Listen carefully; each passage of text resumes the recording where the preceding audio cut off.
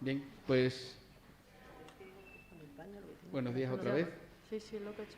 Y vamos a dar comienzo a las actividades de la primera reunión ibérica de medicina psicosomática, que comienzan pues con la intervención del presidente de la SEMP, del doctor Martínez Pintor, que va a hablar de medicina psicosomática y antropología médica. Él es reumatólogo, es, como acabo de decir, el presidente de la Sociedad Española de Medicina Psicosomática, y él es también el director del Instituto de Reumatología y Antropología Médica de Barcelona. Cuando quiera, Fernando.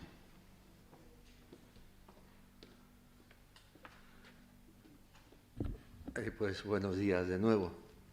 Muchas gracias, profesor Vaz, por su presentación. Estoy 100% de acuerdo, antes que nada, 100% de acuerdo con la intervención del presidente del Colegio de Médicos de Badajoz.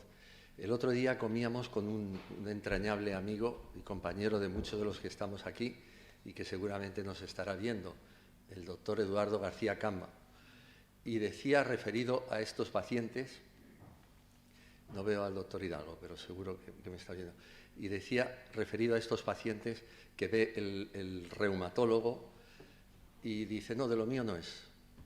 Y lo ve el digestólogo, que porque tiene un colon irritable, no, de lo mío no es, de lo mío no es. Y lo ve el otorrino por el vértigo y el otorrino dice, no, de lo mío no es. Y entonces Eduardo, con mucho sentido del humor, jefe de servicio de un hospital madrileño, ahora ya jubilado, decía, le vamos a cambiar el nombre a estos síndromes funcionales y les vamos a llamar de lo mío no es. Síndrome de lo mío no es. Buenísimo, me pareció. Pues yo voy a hablar de medicina psicosomática y antropología médica, y lo primero es, ¿cómo paso, por favor? ¿Así? Así. Y lo primero es preguntarse, ¿qué es la psicosomática y qué es la antropología médica? Cuando tenemos este fraseo permanente de la psicosomática, tal, ¿qué se esconde? Como diría Woody Allen, ¿qué se esconde detrás de psicosomática y antropología médica? Pues se esconde una perspectiva diferente del paciente, una perspectiva humanista y transdisciplinar. Transdisciplinar porque está en la esencia de la antropología. Perdone. ¿Te sigo qué? Es que estoy sin mascarilla. Muchísimas gracias. No, la anterior, ¿cómo es? Ah, está bien. Adelante y atrás y el puntero encima de los dos. Muchas gracias. Pues, ¿qué se esconde detrás de psicosomática y antropología médica? Transdisciplinaridad quiere decir que todos los especialistas están concernidos. Lo que decíamos, los otorrinos, los digestólogos, los reumatólogos, los psiquiatras, los psicólogos, los fisios, las enfermeras, todos los profesionales sanitarios están concernidos. Y detrás del humanismo, comprensión y empatía. Comprensión y empatía. Ese es el humanismo, la comprensión y la empatía. Me he permitido traer aquí la escuela de Atenas, que dibujara Rafael de Sancio en 1515-1517, porque seguramente estaban haciendo en la filosofía. El que está a la izquierda es Platón, y Platón fue maestro de Hipócrates. Seguramente ahí estaban haciendo la antropología o la psicosomática. La antropología o la psicosomática. Como ven, Platón está apuntando con el dedo índice hacia arriba, porque Platón se movía en el mundo de las ideas. Aristóteles, más terrenal, se puede ver hasta en su vestimenta marrón y azul, como la tierra y el mar, era un hombre más práctico. Esta es la academia, que podría ser donde paseaban Platón y Aristóteles, donde muy superponible a lo que han sido las facultades de medicina, quizás ahora no tanto, pero se ven a los alumnos a derecha y izquierda tomando notas e intercambiándose opiniones. Observen que Platón lleva en su mano un libro que es el Timeo. El Timeo es el libro donde Platón puso las conversaciones con Sócrates, y básicamente se se centra en el estudio del cosmos, el estudio de la materia y el estudio del ser humano. Pero Platón no llegó nunca a utilizar la palabra ni psicosomática ni antropología. Sin embargo, Aristóteles, que le tienen a la izquierda, sí lleva en su mano otro libro, que son las Cartas a Nicómaco, que era su hijo, y utiliza la palabra antropología, referida como estudio del hombre. Estudio del hombre stricto sensu, no estudio del hombre enfermo, no, no, no. La antropología es el estudio del hombre en general. Claro, la verdad es que, como ustedes saben, las filosofías de Platón y Aristóteles pues invadieron toda Europa hasta el siglo XIV o siglo XV. Y es muy tarde, ya en el siglo XVI, cuando aparece un movimiento un poco diferente, que ya no sigue tanto los conceptos de Platón y Aristóteles, tanto la escolástica, que era el criterio reinante, que era que la teología reinaba sobre la filosofía. Claro, con un concepto de que la teología reina sobre la filosofía se veía muy cercenada y solo tenían los criterios platónicos y aristotélicos. Pero ya es en el siglo XVI cuando aparece un movimiento diferente, un movimiento sumamente importante. Como saben, Lutero en 1517, en la Catedral de Wittenberg, puso 95 tesis diciendo que estaba en desacuerdo con la opinión del Papa de los sufragios y un tema de compra de indulgencias y tal. En principio, el emperador Carlos V, que se vino aquí cuando tenía 55 años, lo toleró, no puso ninguna objeción a que el luteranismo se extendiera por toda Europa. Pero viendo que cada vez se extendía más, hubo un momento en el que dijo: hasta aquí hemos llegado, y prohibió el luteranismo. 6 príncipes y 14, lo que hoy serían alcaldes, se presentaron ante él en lo que se llama la protesta de Espira. De ahí viene el término de protestantismo. En la protesta de Espira lo que decían es que cada uno puede pensar lo que quiera. El pluralismo axiológico. La axiología es la ciencia que estudia los valores. Cada uno puede valorar lo que cada uno quiera de la manera que quiera. Es el pluralismo axiológico y ellos son los protestantes. Y realmente rompieron sin otras connotaciones, rompieron con una tradición totalmente escolástica, que era la teología manda, de 15 siglos, y rompieron con la tradición de Platón y Aristóteles stricto sensu siempre. Pero claro, el tema del pluralismo axiológico, que es la axiología, la ciencia que estudia los valores, la palabra valor es una palabra muy polisémica, cada uno interpreta lo que quiere. Hasta 1995, que Bill Freeford, profesor de filosofía de la Universidad Warwick de Londres, aunque él es psiquiatra de formación, definió el valor de una manera muy concreta. Es una cualidad agregada a las características físicas o psicológicas tangibles del objeto o de la persona. En todo caso, es una interpretación subjetiva. Cito textualmente. O sea, el valor es una impresión subjetiva, cada uno le da valor a lo que quiere. Pero ¿esto qué traducción y qué importancia tiene en el tema de la psicosomática y de la antropología? Pues tiene mucho, porque el catedrático de la Universidad Complutense de Madrid, Diego Gracia, discípulo de Laín Entralgo, como yo, pues dijo el concepto de medicina basada en los valores. Medicina basada en los valores, o sea, los médicos tenemos que tener una serie de valores. Y decía que hay unos valores que se llaman técnicos, que es el valor, yo soy reumatólogo, pues el valor de saber infiltrar o de saber tratar un lupus o una artritis reumatoide. Eso en la sociedad occidental se nos supone a todos los técnicos, entre comillas. Luego hay un valor moral. Cuando yo pensaba en esta charla, digo, me gustaría crear más preguntas que respuestas, porque la palabra valor moral quiere decir que los médicos usamos los valores morales que son usos y costumbres. Usos y costumbres. O sea, siempre usamos lo mismo, siempre tenemos la misma costumbre, siempre hacemos esto porque lo dice el protocolo. El protocolo, no, pero ¿cómo se encuentra el paciente? Como decía el doctor Hidalgo, ¿cómo se encuentra el paciente? No, el paciente está de maravilla. ¿Y por qué le van a hacer una colonoscopia? Por protocolo. Como dirían los franceses, on va réfléchir, vamos a pensarlo.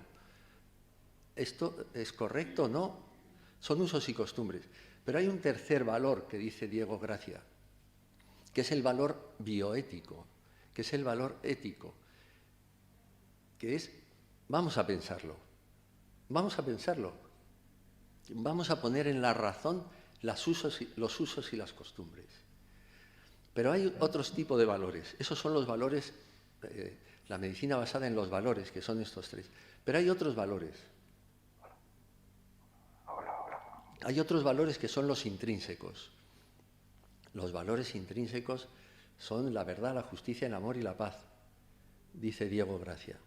Y luego hay unos valores instrumentales, que son el coche, la casa, el vestido, la vestimenta, todo esto. Y dice López Ibor, que aquí le tienen con Bill Filford y con Diego Gracia y él. Yo cuando vi esta foto digo, parece que vienen de comer, porque realmente López Ibor está inmenso. Pues dice López Ibor que el sufrimiento es un valor. El sufrimiento es un valor. Y vamos a reflexionarlo. El sufrimiento es un valor. ¿Saben que el premio Nobel de Medicina de este año, cuyo nombre es impronunciable porque es de origen armenio, el día que me lo aprenda me presento a notarías, pues dice que el sufrimiento es una emoción, que no lo dice nadie, pero es un premio Nobel, habrá que reflexionarlo también, ¿no? El sufrimiento, una emoción, ya el miedo, la ira, la tristeza, la alegría y el sufrimiento, porque a mí me gusta mucho, no a mí, internacionalmente gusta mucho la definición de Eric Kassel del sufrimiento, que es apasionante. Un estado de malestar inducido por la amenaza. Me gustaría que reflexionen sobre la palabra amenaza. De pérdida de integridad o de desintegración, de pérdida de integridad. Amenaza de pérdida de integridad de la persona. Como tengo mucho interés en que todo el mundo reflexione sobre el concepto de sufrimiento, lo he puesto también en castellano. Amenaza de pérdida de integridad, amenaza. La amenaza no es el miedo, la amenaza es una notificación de que algo desagradable va a pasar. Ya se activa la amígdala, En la amenaza ya está activada la amígdala, pero no está activado el eje hipotálamo hipófiso adrenal ni el sistema nervioso autónomo. Está activada la amígdala. Los otros se activan ya con el miedo. ¿Y cómo podemos relacionar los valores con la ciencia? El concepto de valor, el concepto de sufrimiento, ¿cómo se puede relacionar con la ciencia? Porque nosotros somos todos científicos, somos médicos, tenemos una formación académica, gracias a Dios, potente en Occidente, en Europa. Pues eso es la bioética. La bioética es lo que relaciona la ciencia con los valores. El primero que habló de bioética fue Fritz Jarr, pastor luterano, seguidor a muerte de Kant, que utilizaba el nombre, así como Kant utilizó el término de imperativo categórico, él utilizó el término imperativo bioético y publicó en la revista Cosmos un artículo en el que decía que era imperativo bioético, tener una buena relación con la naturaleza, no ya solo entre las personas, sino con la naturaleza. Imperativo bioético. Esto quedó así en 1927, que es cuando lo publica, luego lo modificó un poco en el 30 y tantos. Pero la Segunda Guerra Mundial dio muchas muestras de que se hacía experimentación con condiciones quizás no óptimas. Por eso en 1978 se hizo el informe Belmont, se llama así por el edificio. con los principios de bioética. Se hicieron unos principios de bioética. Y los principios de bioética son estos. La autonomía. Autonomía, ¿qué quiere decir? Que la persona es autónoma, que tiene capacidad de decidir por sí misma. Pero claro, la persona tiene capacidad de decidir por sí misma, y si es una persona que se rige por los impulsos. Ese es el concepto de autenticidad. No, una persona no es auténtica si responde solo a sus impulsos, cosa que en la sociedad actual impera. El profesor Luis de Rivera, que no está, que a lo mejor nos está viendo y tiene hoy una conferencia, hizo una traducción y una valoración de la reactancia psicológica, que es valorar un cuestionario para valorar cuánto de impulsiva es otra persona. A lo mejor el profesor Vaz conoce el tema y si le apetece después comentarlo. ¿Cuánto de impulso se mueve una persona? ¿Es auténtica una persona que se mueve impulsivamente? También la justicia. También me pregunto si tienen unos principios de bioética más valor que otros. La justicia. O la beneficencia. La beneficencia es hacer el bien. Pero es muy peligroso esto, porque enseguida entramos en el concepto del paternalismo. Y hay un paternalismo débil, que se supone que hacemos los médicos, pero hay un paternalismo fuerte. Y las líneas son muy débiles entre un paternalismo débil y un paternalismo fuerte. ¿Es que el paciente es competente? ¿Es que el paciente es competente? ¿El paciente que yo veo es competente para entender qué es un síndrome de sensibilización central, del que nos hablará luego el doctor Cuatrecasas? Está la medicina participativa, sí, pero ¿cómo participa un paciente para que yo le explique lo que es un neurotransmisor que está alterado y que está desbloqueando los receptores NMDA de la asta posterior de la médula? Esto lo puede entender un paciente. ¿Es competente? Puedo prestarle ayuda explicándole, aunque él ya tiene información, no conocimiento, información. Y por último, el último principio de bioética, primum non nocere, no hacer daño.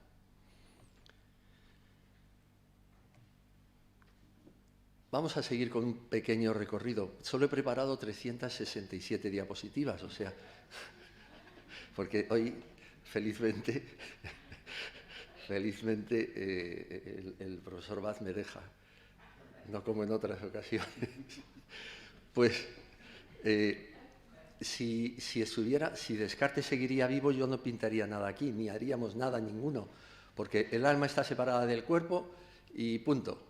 El alma separada del cuerpo. Bueno, hay ya tantos conceptos nuevos, pero el alma separada del cuerpo. Pero lo triste es que el portugués, Damasio, dice, no, si no es que lo dijera Descartes en el siglo XVII, es que sigue pasando. La división cartesiana domina tanto la investigación como la práctica médica. Pero qué horror.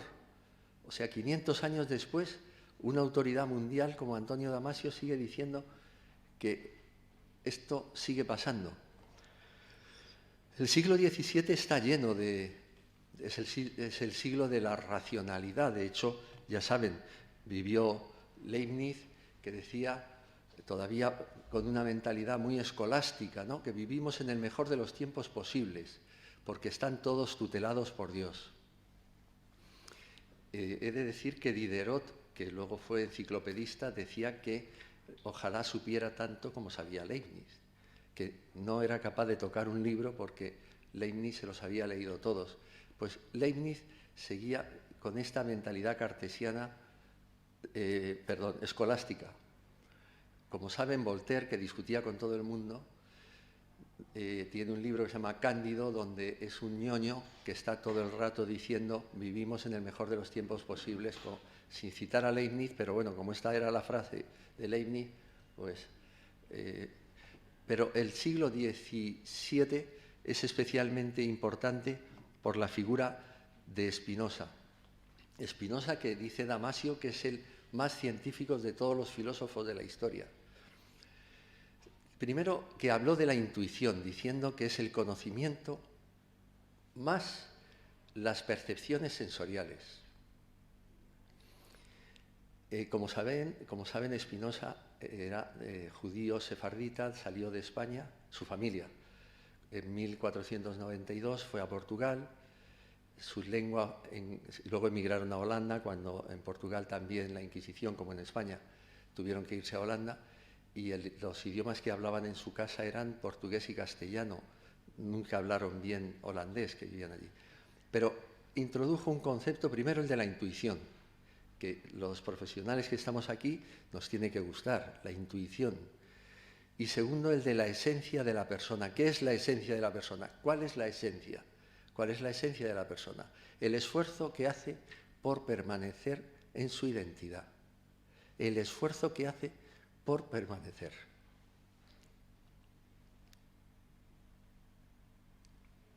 Este concepto de esencia lo recoge Max Scheler, alemán, catedrático de la Universidad de Jena, que decía que la esencia de la persona es el espíritu. Pero ya lo adorna más, ya le da más enjundia al concepto de espíritu. ¿Y qué dice que es? El pensamiento, la intuición y los actos no volitivos. El pensamiento, o sea, las ideas. Volvemos a Platón. La intuición, las percepciones, yo me atrevería a decir extrasensoriales. Y los actos no volitivos. Yo no puedo querer, no domino tener compasión, no domino amar, no puedo controlar. Son actos no volitivos, yo no puedo controlar eso. Ese es el espíritu para Max Scheler. La tesis doctoral de Karol Wojtyła era sobre el pensamiento del espíritu de Max Scheler.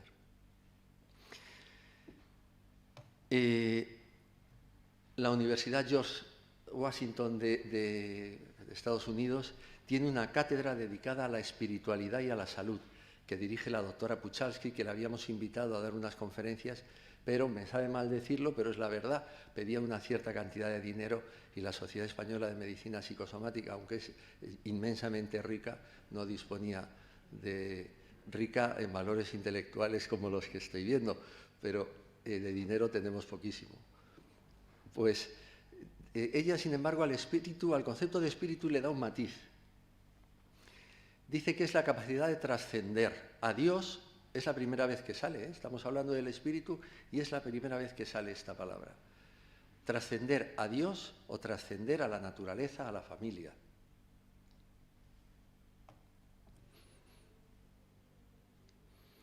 El ateo filósofo francés de máximo prestigio, Comte Sponville,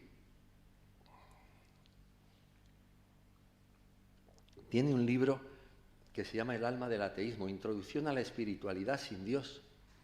¿O es que los ateos no tienen alma? Y define el espíritu, la potencia de pensar, vuelve a hacer el pensamiento, el acceso a la verdad, al amor y a la risa. Como detalle curioso, a la risa pone, me llama la atención, realmente el hombre, la persona, es el único animal que se ríe. En la película, por eso la puse, El nombre de la rosa, estaba prohibido reírse. Los monjes eran asesinados unos y otros, aquellos que se reían. O sea que la risa debe tener algún componente espiritual. Por eso lo de psicosomático, ahora que hablamos del espíritu, ¿esto qué es? Psicosomático espiritual. A lo mejor es que tendríamos que englobarlo todo como antropología. Porque, por ejemplo, el miembro de honor de nuestra sociedad, el profesor Juan Luis Arzuaga, el de Atapuerca y todo esto, dice, la mente es el órgano de los animales que les permite estar informado de su mundo exterior. El hombre es el único animal que tiene conciencia de su identidad. Volvemos al concepto de identidad de Spinoza. La identidad, ese es el espíritu, la identidad de uno mismo. La identidad, a lo largo del tiempo, el diacronismo que diría Ferdinand de Saussure en Ginebra. Pero la neurociencia, porque hay que buscar el amparo de las neurociencias, si no estás hablando en vacío. ¿Qué dice un premio Nobel de Medicina? Que el espíritu es la percepción de la belleza, todo esto. La capacidad de que yo quiera hacer algo. Les llamo la atención sobre ese concepto. El hecho de que yo quiera hacer algo. Ya saben que la capacidad de pensar en el futuro está en el córtex cingulado anterior, en el córtex prefrontal. Eso sí que está ubicado. Lo que no está ubicado es la voluntad. Este es el matiz de Eccles. Dice, el que yo quiera hacer algo hoy, que vamos a ir a algunos sitios a conocer lo mejor posible todo Badajoz y toda Extremadura, la voluntad de querer hacer algo, eso sí sé dónde ahora mismo tengo trabajando, estoy pensando que voy a ir a un sitio y a otro, tengo trabajando al córtex cingulado anterior, eso sí. Pero ¿y la voluntad? ¿Dónde está la voluntad? Ya saben que Ernest Villot, en Francia, en París, en el siglo XIX, habló de las enfermedades de la voluntad. La procrastinación, ya lo haré mañana. Pero hombre, vamos a hacer esto ahora. No, ya lo haré mañana.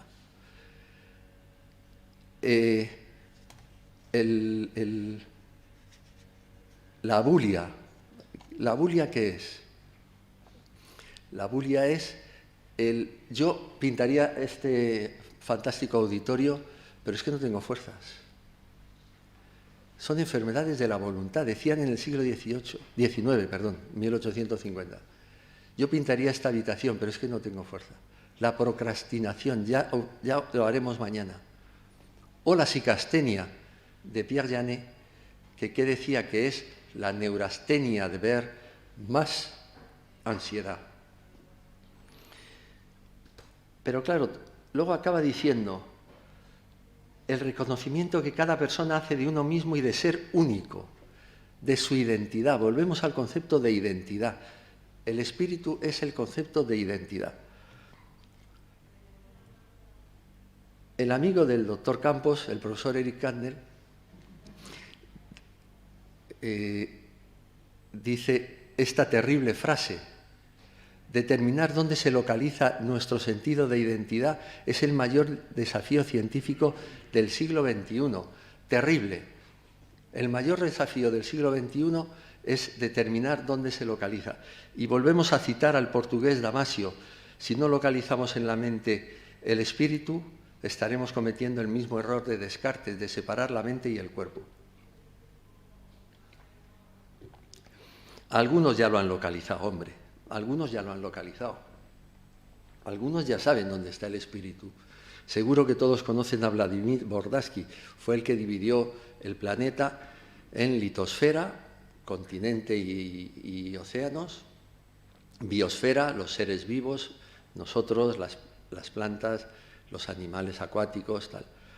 La tecnosfera, donde los desechos del hombre, y la atmósfera, que es gaseoso. Pero aún habló de otro concepto. Por cierto, era ateo, catedrático de matemáticas en la Universidad de San Petersburgo, pero utilizó otro concepto, la noosfera. Nos en griego es espíritu. ¿Y qué dice Teilhard de Chardin? Que la noosfera es la unión de capacidades intelectuales. La unión de capacidades intelectuales. Cuando leí por primera vez esto, me vino a la cabeza el psiquiatra Eric Haster, que decía la comunicación existencial.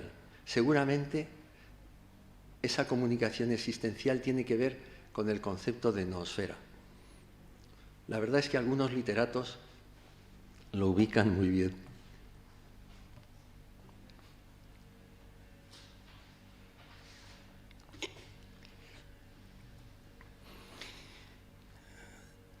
Siglo XVIII, la Ilustración.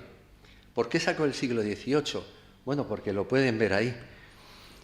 Es el siglo de la razón y la bondad. Pero fíjense, pone diccionario ilustrado, no sé qué, de las ciencias, de las artes y de los oficios. Diccionario racionalizado, o sea, todo tiene que ser racional. Todo tenía que ser racional. En esa época aparece el conde de Buffon, seguramente han oído hablar de él, fue el que recorrió toda Europa y luego en Francia organizó todas las flores, todas las plantas y hizo un capítulo de la Ilustración. publicó un libro que se llama Histoire naturelle, en el que hizo un detallado y exhaustivo estudio de todas las plantas de Europa. Tanto es así que le nombraron jardinero real y le hicieron conde. Él se llamaba Joseph de Leclerc, cerca de Lyon. Pero, ¿por qué es interesante esta figura? Porque el método anatomoclínico de Xavier Bichat, de París también, se dice que él hizo el estudio del cuerpo humano basado en los criterios que había hecho Buffon en su... Buffon en castellano suena fatal, pero es con 2 Fs. El estudio que había hecho de las plantas. Y este método anatomoclínico le sirvió a Charcot para seguir profundizando y describir la artropatía sifilítica, por ejemplo, y ser el primer reumatólogo en la historia. Y probablemente no está lejos de la medicina basada en las pruebas, porque es un estudio totalmente con máximo rigor. Pero el que destaca sin duda alguna es Immanuel Kant, que Kant sentó las bases de la Ilustración, como ustedes saben. Habló de la autonomía, que ya hemos hablado de ella, habló de la educación, como Bertrand Russell, que decía que era uno de los motivos por los que vale la pena vivir, para transmitir a las generaciones siguientes todo lo que uno aprende. A veces nos preguntamos si la generación que nos sigue está aprendiendo. Este es un punto de vista totalmente evolucionista, pero a lo mejor nos está fallando algo. También el imperativo categórico bioético y las expectativas de futuro. Me encanta el concepto porque la ilusión forma parte de los tratamientos que nosotros hacemos. Hay un libro que se llama Antropología, que tengo, en el que hace un exhaustivo estudio del hombre, no de las enfermedades del hombre, sino del hombre, y de la intuición, que vuelve a insistir en los conocimientos más las percepciones extrasensoriales. Esto de pánico no oscuro quiere decir pánico en las tinieblas, porque era un hombre extremadamente hipocondríaco, aunque murió con 80 y tantos años, pero era un hombre terriblemente hipocondríaco. Tanto dogmatismo del racionalismo de la Ilustración se vio truncada por David Hume, que era totalmente lo contrario, un ilustrado escocés que, como dice Kant, Hume me ha despertado de mi sueño dogmático. La palabra dogmático la utilizaba mucho Marañón para referirse a esos médicos que, como decía el doctor Hidalgo, no, de lo mío no es, esto aquí las pruebas son negativas, usted no tiene nada, ya se puede usted ir. La primera vez que aparece en español la palabra antropología es traducida por un portugués, un diccionario portugués-español. Ya llegamos, ya solo me faltan 280. Ya llegamos al romanticismo. Aquí en Extremadura está Espronceda como un bastión admirado, pero es verdad que el romanticismo nació en Alemania y Francia y que Goethe es un máximo responsable de él. ¿Por qué traigo a este romántico alemán? Porque es el padre de la semiología. Es el padre de la semiología. ¿Saben que Newton dividió el cristal, la luz blanca, perdón, en 7 matices? Pero es que Goethe dijo lo que significaba para el hombre cada matiz. Me lo he traído aquí apuntado porque he creído que no merecía la pena aprendérselo. Azul es inteligencia, el amarillo produce excitación, el rojo produce tensión, el verde da sensación de juventud, el naranja energía. Es el padre de la semiología médica. Es el padre, es precursor de Michael Peirce, que es catedrático en Harvard, que el primero que crea el concepto del signo, el significante, el significado, pero si ya lo había dicho el romántico. Y como decía que quiero crear más preguntas que respuestas, aunque ya empiezo a tener que ir un poquito más rápido, no puedo dejar, porque es un tema de discusión, si os apetece, o por lo menos de reflexión a cada uno. ¿Saben que cuando Goethe publicó las penas del joven Werther aumentaron los suicidios? ¿Saben que Gabriel Tardet, criminólogo francés, escribió unos artículos diciendo que cuando la prensa hablaba de los muchos asesinatos que estaba habiendo, aumentaban el número de asesinatos? como dicen los franceses, on va réfléchir, ¿no? Porque a lo mejor estamos publicitando muchos temas que a lo mejor nos perjudica para determinada persona sin filtros. También Goethe habla de antropología de las naciones. De hecho, empieza a tocar temas de razas, por eso se le considera el precursor, o podría ser el precursor del nacionalsocialismo. El siglo XIX, Freud lo domina todo. Ehrnrod, ya saben que fue el primero que utilizó la palabra psicosomática.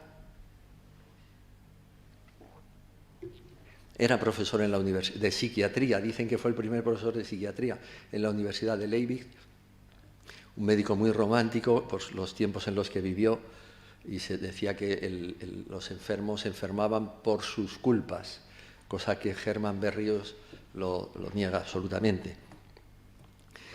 Como no citar a Hipólito Bernheim, que es el primero que utiliza la sugestión y que tenía un enfrentamiento personal con Charcot, porque Charcot decía que solo se podía hipnotizar y sugestionar a los histéricos, entre comillas, que hoy naturalmente serían los síndromes funcionales o los síndromes de lo mío no es. Y sin embargo, Hipólito Bernheim en Nancy decía que todo el mundo es sugestionable, cosa que es una obviedad, pero entonces el César era el César. De hecho, se refería a Hipólito Bernheim como el del pueblecillo. Nancy es una ciudad preciosa. Perdón. Y Virchow, que es más conocido por la glía, aunque el auténticamente conocido por la glía es don Pío del Río Ortega, vallisoletano, que fue el que hizo los mayores descubrimientos, pero el que vio el primer astrocito fue él y el primero que habló de la antropología social. Había mucha peste y decía que los médicos teníamos que ocupar puestos de responsabilidad política. Y el siglo XX-XXI es el siglo de los algoritmos, el siglo de todo es racional, todo es la medicina basada en las pruebas, de David Sackett. Ya saben que ha habido el mismo David Sackett, su libro Epidemiología Clínica no es tan radical como luego muchos de sus seguidores, y que hay un movimiento ahora que lidera Sander Greenland de la Universidad de Lausanne, con 800 epidemiólogos diciendo que no se ha demostrado que esto de la medicina basada en las pruebas tenga ningún sentido, que esto sí es una medicina con rigor mortis, realmente, porque con rigor.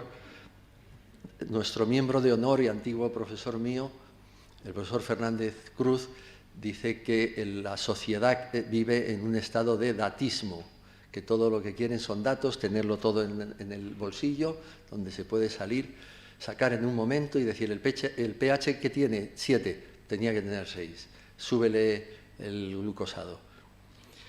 Pero cuando todo parecía perdido, ya todo es la medicina del datismo, la medicina del algoritmo, la medicina de tal, aparece la revolución de los telómeros.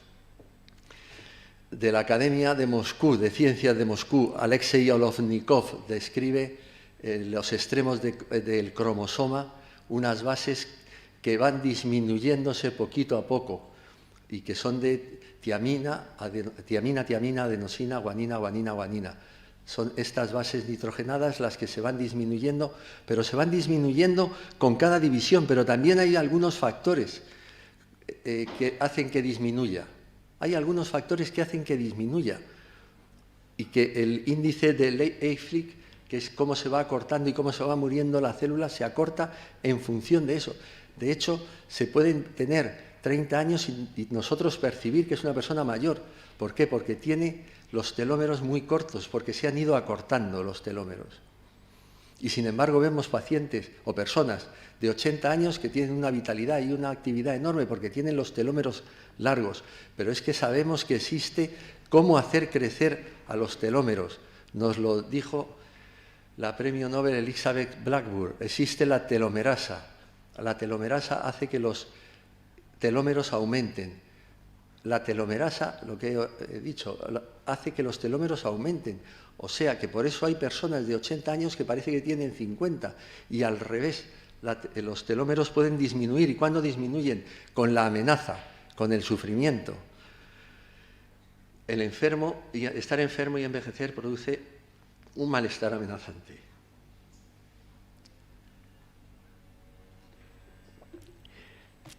Pero lo que más hace acortarse los telómeros es este experimento de Elizabeth Blackburn.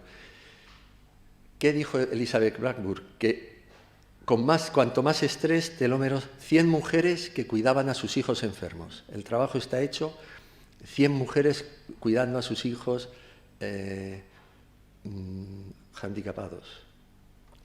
disminuidos, perdón. 100 mujeres con hijos disminuidos y 100 mujeres sin este problema. A más estrés, telómeros más cortos. A más estrés, menos telomerasa. Más tiempo de estrés, menos telómeros. Más cortos los telómeros. Los linfocitos T, de los que todo el mundo habla ahora, y que tienen la inmunidad, como saben, tienen un marcador que va detectando si hay un virus o no en la sangre. En presencia de situaciones de estrés, los telómeros del linfocito se acortan y el marcador CD28 se muere, con lo cual aumentan las infecciones porque el linfocito no detecta que hay un virus, una bacteria o lo que sea. Pero es que además el linfocito tiene una característica que le hace odiable y es que muere matando, porque cuando acaba muriendo, destruyéndose, libera la citoquina CXCL9, que en Barcelona aún no se puede demostrar en sangre. En el ambiente mío ya he pedido si es demostrable, si se puede objetivar esta citoquina, porque esta citoquina sería un marcador de sufrimiento y de envejecimiento, con todo lo que quiere decir envejecimiento. Envejecimiento, senescencia, es mejor la palabra, una senescencia precoz. Pero es que Elizabeth Blackburn también nos dijo que hay formas de hacer crecer y hacer menguar a los telómeros.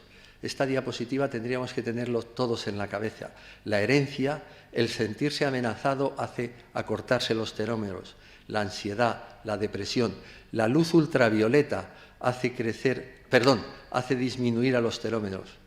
La pérdida de concentración cognitiva, el ejercicio físico hace aumentar los telómeros, el dormir bien, el sentimiento de culpa. La cohesión social, habló de la migratología con la cohesión social, el sufrimiento, el pensamiento negativo, la alimentación, que veo que aparece debajo otra vez. La felicidad eudaimónica, el pensar que lo bien que lo voy a pasar en Badajoz estos días que voy a estar. La grasa abdominal, la meditación y la relajación hace crecer los telómeros. La medicina basada en las pruebas, cómo se mide el sentirse amenazado, la cohesión social, el objetivo.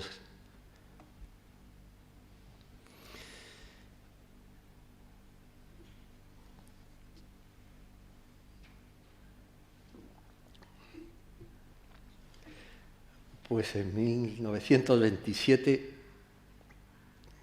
nace la antropología médica, que se ocupa del tercer componente, del socioanálisis, de la semiología, de los proyectos, del ecoanálisis, por supuesto la medicina basada en las evidencias, por supuesto la medicina basada en la formación académica, también la medicina basada en los valores, y que hoy está representada por esta.